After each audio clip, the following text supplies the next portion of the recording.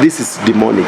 This was a religious sacrifice because of a particular reason that Mackenzie only knows, and a group following him, or where he normally goes to get his powers from. Because they are part here in Westlands, there are places in the Westlands where pastors go and they get those powers. They are given a carpet, they are given a small towel, and they also led into speaking or sleeping with a mermaid here in Westlands. I've done my investigation. I'm bringing it up very soon. We've taken videos there secretly. And there are pastors also who go to Tanzania and they get rings. The rings they put here, magic rings. There are also pastors that are given chains. There are also pastors that are given bracelets. There are also pastors that are given clothes, that when they wear these clothes, they do magic. They do the miracles in quotes. Therefore, this is not just, it cannot end at Mackenzie or at that village, because this is a bigger story. A bigger story, a bigger investigative story. And it should be done all around in every religion. Catholics, Muslims, Protestants, PCA, Anglican, all these. Because devil worshipping is not only outside, it is rampant in the church. Because there is common understanding that there are churches here in Nairobi who are constructed by the Freemasons. And you know the Freemasons are devil worshippers. But there are churches here in Nairobi where we have tunnels from the Freemasons to the church. There are two churches along Nyerere Road and Valley Road. One is in Valley Road, another one is in Nyerere Road, that has a tunnel. St. Andrews has a tunnel from the Freemason. Why do they have? We know Freemason at Nyerere Road, they worship the devil. St. Andrews, they worship God, but they have a tunnel from the devil to God. You see? Why? So those are questions that you need to ask yourself. Why do some of these churches, the bigger churches, they have a tunnel from the Freemasonry hall? That's number one. Hizi demonstration unaona za kina Raila ni damu wanatafuta. Because all these politicians, many, ni watu wa Freemasons.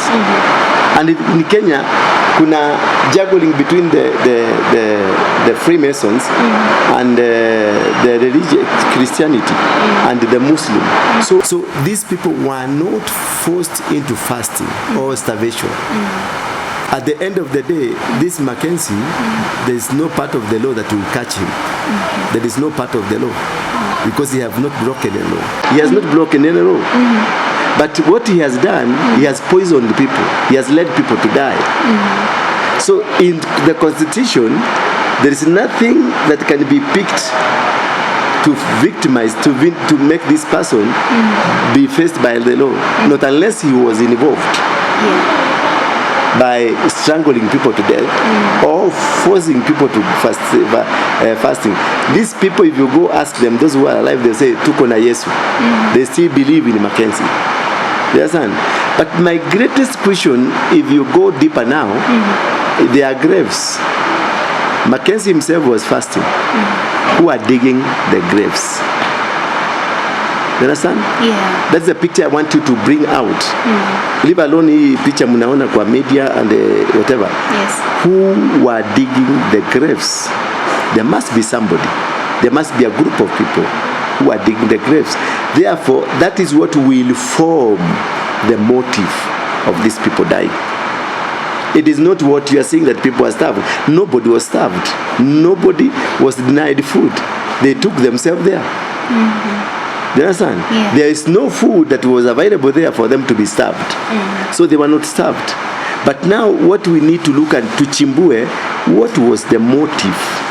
Because once you know who dug the graves, who was burying these people, because there must be energetic people, because all these people were weak, meaning there are some who are not weak. That is now what will form the thinking of what was the motive. Could it be they were killed? Could it be it was intentional? Why has he not died, yet he was fasting like others? There are many pastors who are gays. There are many pastors who are lesbians. There are many pastors who worship idols, yet they are preaching the word of God. They are preaching Jesus Christ. So these people this kind of pastors, that's how we need to investigate to see whether Mackenzie was one of them.